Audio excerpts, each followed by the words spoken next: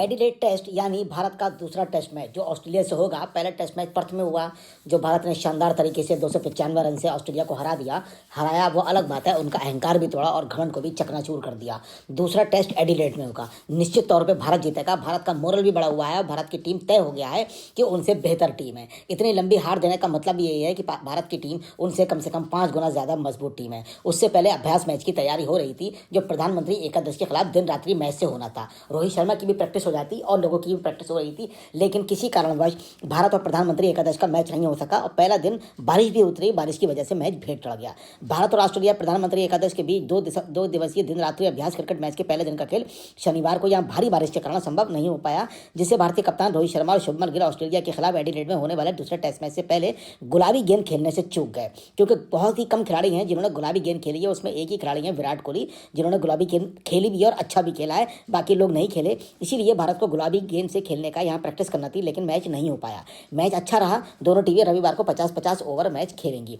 बारिश के कारण रोहित को मैच अभ्यास का मौका नहीं मिला, वो अपने बच्चों के जन्म के कारण पहले टेस्ट में नहीं खेले थे। दूसरा टेस्ट 6 दिसंबर से एडिलेड में गुलाबी गेंद से खेला जाएगा। गिल भी उंगली में चोट के कारण पहले टेस्ट में नहीं खेल पाए थे, उनका भी दूसरे टेस्ट में लगभग खेलना तय है। प्रधानमंत्री एकादश में अगर भारत की टीम गुलाबी गेंद से खेल लेती तो निश्चित तौर पर इसका लाभ मिलता, मगर हो सकता है कि 2 दिवसीय मैच है, एक दिन तो निकल गया, दूसरे मैच के अंदर भारत ये खेल खेल पाए। अब हम बात करते हैं एडिलेड टेस्ट की। एडिलेड टेस्ट से पहले ऑस्ट्रेलिया को एक बड़ा झटका भी लगा है। भारत के खिलाफ मुकाबले से हेजलवुड भी बाहर हो गए हैं। मेहमान टीम के खिलाफ एडिलेड में 2020-21 सीरीज में उन्होंने 5 विकेट लिए थे और अब दूसरे बॉलर्स यहां पर उनका भारत का मुकाबला करेंगे। आपको याद होगा पर्थ टेस्ट के अंदर बहुत ही शानदार हेजलवुड के द्वारा बॉलिंग की गई थी। ऑस्ट्रेलिया के तेज गेंदबाज जोश हेजलवुड छोटे होने के कारण अब शायद वो मैच नहीं खेल पाएंगे, जो एडिलेड में दूसरा मैच होना है। वैसे ऑस्ट्रेलिया ने क्लियरली कह दिया कि वो मैच नहीं खेल पाएंगे। उनके बजाय 2 खिलाड़ियों को नाम भी निकल कर आए हैं, एबैट और डोगेट, उनको शायद खिलाया भी जा सकता है। फिलहाल ये चीज़ भी 6 दिसंबर को ही तय होगी। क्रिकेट ऑस्ट्रेलिया ने शनिवार को यही बताया। ऑस्ट्रेलिया पर्थ में खेले गए पहले टेस्ट में 295 रन की हार के बाद 5 मैचों की सीरीज में सिर्फ 4 मैच बचे हैं। ऑस्ट्रेलिया 0-1 से पीछे हो चुका है। क्रिकेट ऑस्ट्रेलिया ने कहा जोश हेजलवुड हल्की चोट के कारण दूसरे टेस्ट मैच में नहीं खेल पाएंगे। हेजलवुड हालांकि सीरीज के बाकी मैचों की तैयारी के लिए एडिलेड में टीम के साथ बने रहेंगे। तेज गेंदबाज सीन एबॉट और ब्रेडन डोगेट को एडिलेड टेस्ट के लिए ऑस्ट्रेलिया टीम में शामिल किया गया है। क्रिकेट ऑस्ट्रेलिया के अनुसार सीन एबॉट और डोगेट को एडिलेड में भारत के खिलाफ दूसरे टेस्ट मैच के लिए ऑस्ट्रेलियाई टीम में खिलाने की तैयारी पूरी हो चुकी है। एबॉट और डोगेट एडिलेड टेस्ट मैच के लिए व्यू वेबस्टर के साथ टीम से जुड़ गए हैं। ऑस्ट्रेलिया के पास हेजलवुड के स्थान पर तेज गेंदबाज स्कॉट बोलैंड और अंतिम एकादश में शामिल करने का विकल्प भी है। वैसे गुलाबी गेंद की बात की जाए तो हर आदमी गुलाबी गेंद खेलने में सक्षम नहीं है और नहीं बॉलिंग करने में सक्षम है, लेकिन हेजलवुड का गुलाबी गेंद के मामले में जलवा रहा है। अगर हम इस हिसाब से सोचें तो भारत का यहाँ पर भाग्य साथ दे रहा है और दूसरे टेस्ट में निश्चित तौर पर भारत और मजबूत हो जाएगा, क्योंकि हेजलवुड ने बहुत ही शानदार बॉलिंग की थी और गुलाबी गेंद के मामले में वो बहुत ज़्यादा परफेक्ट और एक्सपर्ट माने जाते हैं। ऑस्ट्रेलिया के पूर्व कप्तान रिकी पॉन्टिंग ने रन बनाने के लिए जूझ रहे लबू शाने और स्मिथ को भी फॉर्म में वापसी के लिए विराट कोहली की तरह अपने खेल पर भरोसा करने की सलाह दी है। सीधी सी बात है, विराट कोहली ने जो कमबैक किया है उससे पूरा ऑस्ट्रेलिया चिंतित है।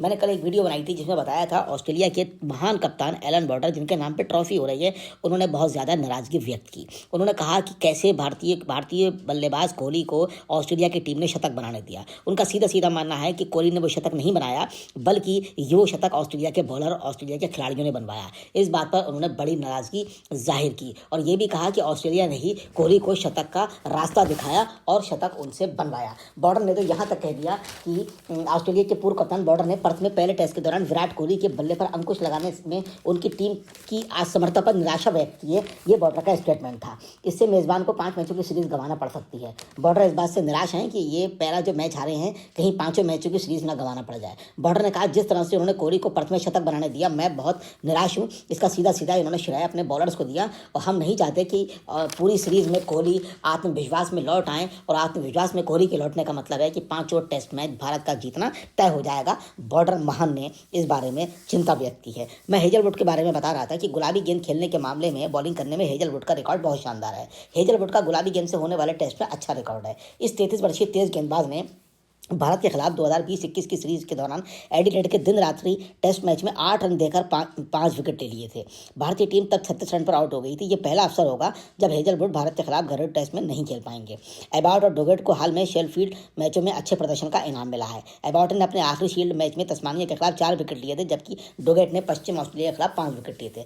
यहाँ पर भारत के लिए चिंता हो सकती है, क्योंकि इन दोनों ही बॉलर्स को भारत ने खेला भी नहीं है और बहुत ज़्यादा बारीक स्टडी भी भारत के द्वारा नहीं की गई है। ये दोनों बॉलर्स के बारे में भारत को चिंतित रहना पड़ेगा और इनके बारे में स्टडी करना पड़ेगी, क्योंकि जो नए बॉलर्स होते हैं उनको समझा नहीं जा सकता, क्योंकि उनके ज़्यादा खेला नहीं गया होता है और ना ही उनकी ज़्यादा रिकॉर्डिंग्स होती हैं, और रिकॉर्डिंग्स में इतने अच्छे से क्लियरली समझा भी नहीं जा सकता है। तो जोश हेजलवुड के मामले में मेरा मानना है कि ऑस्ट्रेलिया की ये कोई रणनीति भी हो सकती है। ऑस्ट्रेलिया अपने स्टार बॉलर को हटाकर कुछ नए बॉलर को यहाँ यूज़ करना चाहता है, और अगर यहाँ पर भारत से ऑस्ट्रेलिया की हार हो जाती है तो निश्चित तौर पे तीनों के तीनों मैच में हेजलवुड खेलेंगे, ताकि वो सीरीज़ में बढ़त बनाने के लिए अच्छे खिलाड़ियों को लाने का प्रयास करेंगे, क्योंकि ऑस्ट्रेलिया एक बहुत ही कनिंग और चतुराई भरी टीम है और उनका बोर्ड भी बहुत चतुराई के साथ खेलता है। आपने उनकी चतुराई का अंदाज़ा इसी से लगाया होगा कि वर्ल्ड कप के अंदर भारत ने ओडीआई में सारे के सारे मैच जीत लिए थे और हिंदुस्तान में ये सब मैच हो रहे थे, मगर जब फाइनल मैच ऑस्ट्रेलिया से हुआ तो ऑस्ट्रेलिया ने भारत को वन साइड फाइनल मैच हरा दिया था।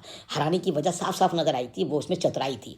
पूरी टीम बहुत ही ज़्यादा पीछे नज़र आई भारत की, और ऑस्ट्रेलिया ने बहुत ही शानदार मैच खेला और हेड ने लगभग 150 रन बनाकर मैच को बिल्कुल अलग कर दिया था। आपने उनकी चतुराई यहाँ पर भी देखी होगी कि जब वो खेल रहे थे तब फाइनल के पूरी रणनीति उनके महान कप्तान रिकी पॉन्टिंग और कमिंस बना रहे थे, और उनकी रणनीति बिल्कुल फाइनल के अंदर चेंज थी। भारत ने उनकी रणनीति को पुराने मैचों की तरह समझा, लेकिन जब वो वहाँ पर खेलने के लिए आए तो उनका पूरा ऑर्डर बिगड़ा हुआ था, यानी ऑस्ट्रेलिया के हिसाब से बदला हुआ था, और उस ऑर्डर बदले हुए की वजह से भारत मैच को समझ नहीं पाया। उनकी रणनीति कुछ विशेष थी, अलग थी, चतुराई भरी थी, और पूरी तरह से रिकी पॉन्टिंग उसको ऑपरेट कर रहे थे, और ग्राउंड के अंदर बैठकर उससे पहले भी उनकी स्टडी थी, बाद में भी स्टडी थी, और आखिरकार भारत को वो मैच हारना पड़ा था।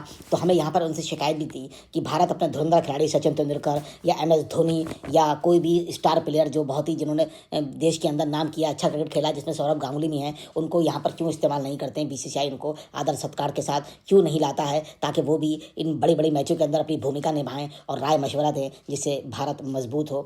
तो हमारा यही सोचना है कि उनकी चतुराई से भारत को बचना पड़ेगा। 4 मैच बचे हैं, हमें पूरी उम्मीद है भारत जिस तरह से पहला मैच जीता है, निश्चित तौर पर आगे के मैच भी जीतेंगे और सीरीज़ भी जीतेंगे। जय हिंद, जय Bharat, thank you very much.